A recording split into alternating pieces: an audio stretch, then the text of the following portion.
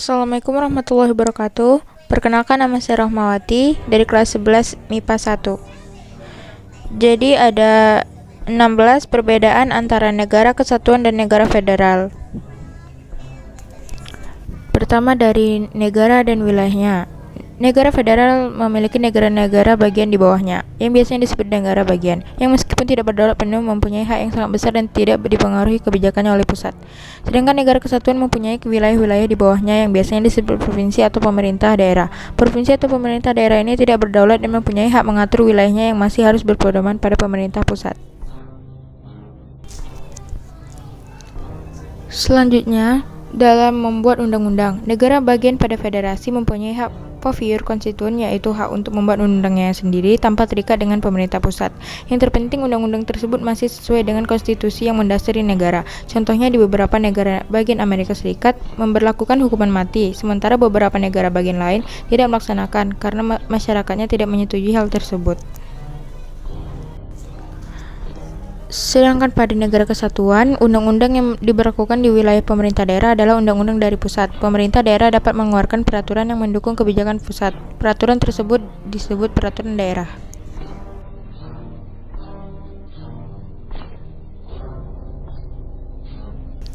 Selanjutnya, dari hubungan struktural negara bagian dengan pemerintah pusatnya adalah sejajar, tidak ada yang lebih tinggi, selama masih berpegang kepada konstitusi. Akibatnya, pemerintah pusat tidak dapat mencampuri urusan negara bagian. Bahkan terpidana yang sudah berpindah wilayah ke negara bagian lain terkadang bisa menjadi bebas. Selanjutnya, kekuasaan pemerintah pusat. Negara bagian pada negara yang membentuknya serikat memiliki kekuasaan penuh, sehingga pemerintah federal dan pemerintah negara bagian dalam bidang tertentu bebas satu sama lain.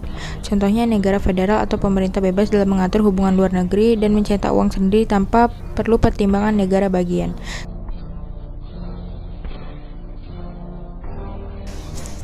Sementara itu, dalam negara kesatuan, wewenang pemerintah pusat dan daerah saling tergantung satu sama lain. Kebijakan dan undang-undang yang dibuat pemerintah pusat harus bersejalan dengan pemerintah daerah. Begitu pula sebaliknya.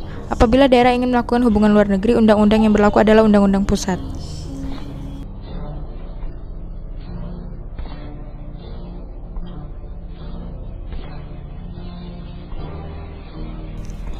Selanjutnya, dalam hal pembagian kekuasaan, perbedaan bentuk negara kesatuan dengan negara serikat karena hubungan struktural yang sejajar, maka negara bagian yang pada negara serikat memperoleh kekuasaan yang cukup besar. Bahkan di beberapa negara bagian tertentu menetapkan berapa persen kontribusi kekuasaan pusat ke wilayahnya.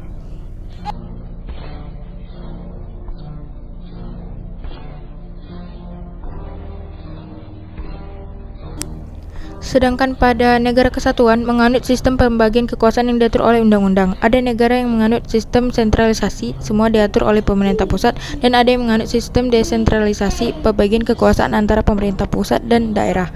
Undang-undang mengatur apa saja wewenang pusat dan daerah secara jelas, sehingga diharapkan tidak ada menimbulkan konflik.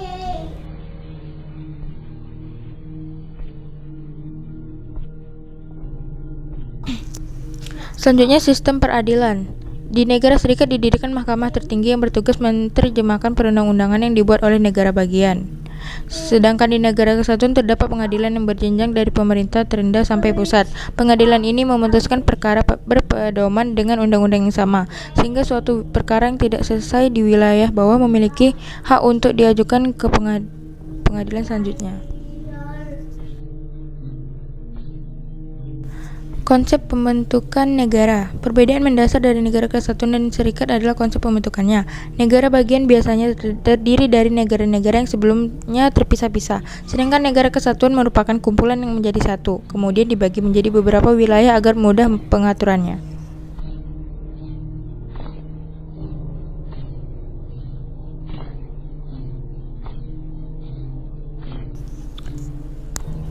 Selanjutnya, konstitusi negara. Konstitusi bagi negara bagian adalah hukum atau peraturan yang tidak mengikat. Selama tidak bertentangan, konstitusi tidak perlu dilaksanakan secara menyeluruh. Sementara peran konstitusi dalam negara demokrasi bagi negara kesatuan adalah hal yang sangat mengikat. Semua penyelenggaraan negara pusat atau daerah harus berpegang teguh pada konstitusi.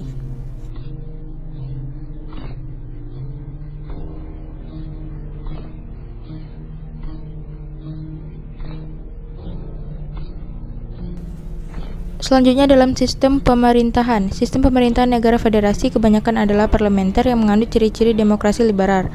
Sehingga meskipun presiden memiliki hak veto atau di beberapa negara, parlemen yang mengatur kebijakan negara.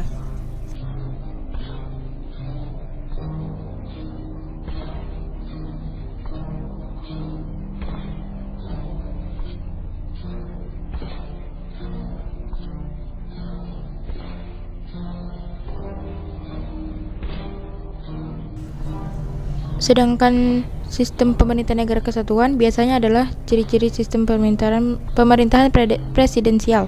Sistem pemerintahan ini memberikan kekuasaan eksekutif kepada presiden sebagai kepala negara dan dibantu oleh menteri-menteri.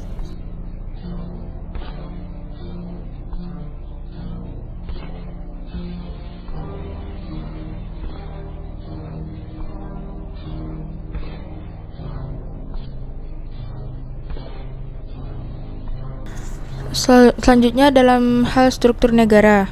Negara kesatuan memiliki satu konstitusi atau undang-undang dasar, satu kepala negara atau biasanya sekaligus kepala pemerintahan, satu dewan menteri dan satu lembaga legislatif atau dewan perwakilan rakyat.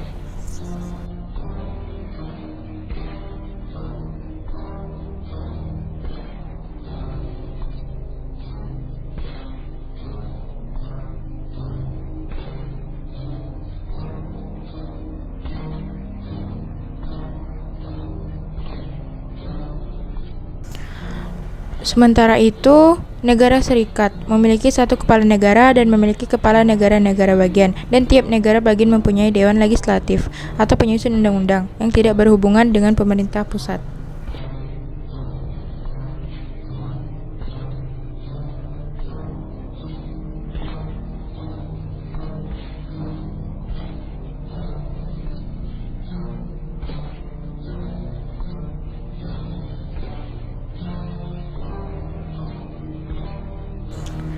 Selanjutnya ada kebijakan.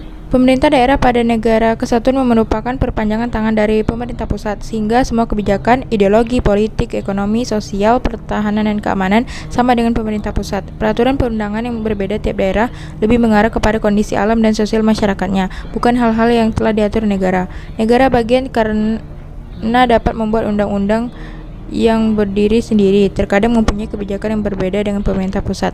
Bahkan negara bagian dapat mengadakan perjanjian kerjasama dengan negara lain tanpa izin pemerintahan pusat. Selanjutnya dalam hal kedaulatan. Negara federal. Kedaulatan di negara serikat atau federal berasal dari negara bagian, di mana sebagian kedaulatan tersebut diserahkan kepada negara federal, sehingga pada hakikatnya kedaulatan berada pada negara bagian.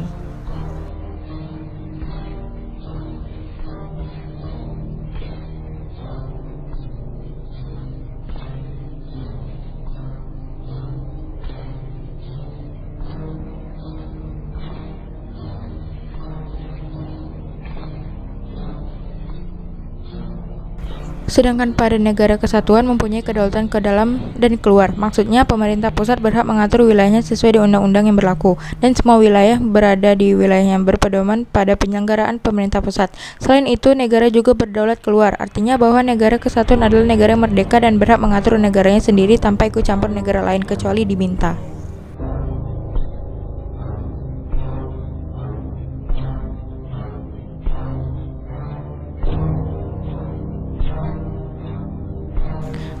Selanjutnya, lembaga-lembaga negara.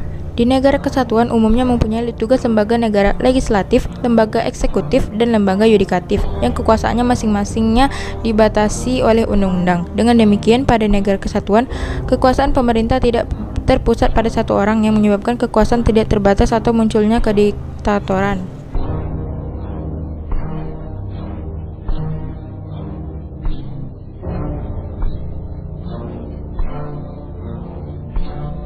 Sedangkan pada negara federal, umumnya tidak memiliki ketiga lembaga di atas secara lengkap karena menganut asas liberal dan sistem pemerintahan parlementer. Kekuasaan pemerintah berada pada suara partai yang berkuasa atau suara partai mayoritas. Parlemen juga tidak mempunyai hak apapun terhadap segala kebijakan presiden.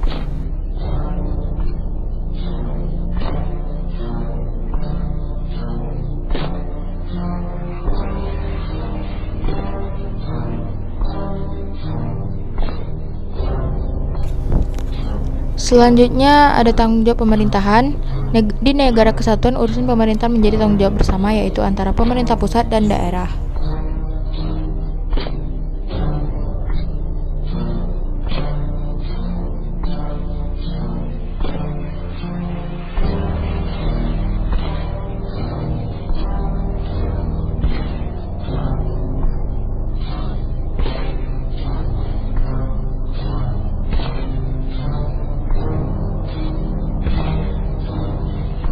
Sedangkan pada negara federal, urusan pemerintahan menjadi tanggung jawab masing-masing, yaitu antara pemerintah pusat dan daerah.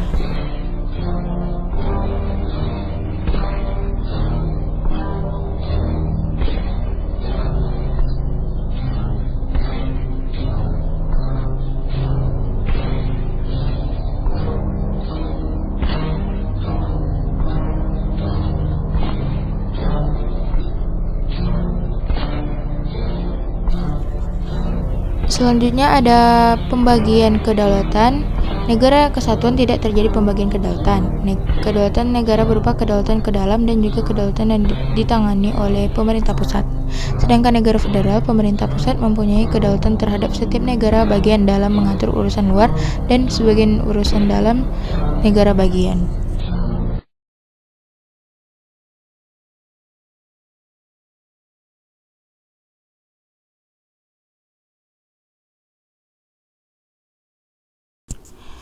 Dan yang terakhir ada kepala negara. Dalam pemilihan kepala negara, sebagian besar negara serikat memilih secara langsung. Tidak ada batasan partai mana yang mempunyai hak untuk mengajukan calon kepala negara. Siapapun berhak mencalonkan diri sebagai kepala negara sesuai peraturan yang berlaku.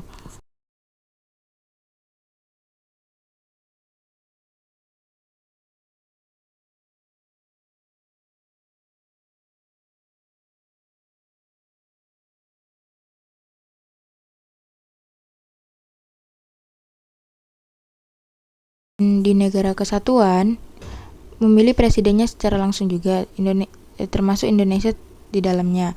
Namun pemilihan kepala negara atau presiden di Indonesia mempunyai undang-undang yang membatasi persyaratan orang dapat mencalonkan diri sebagai kepala negara.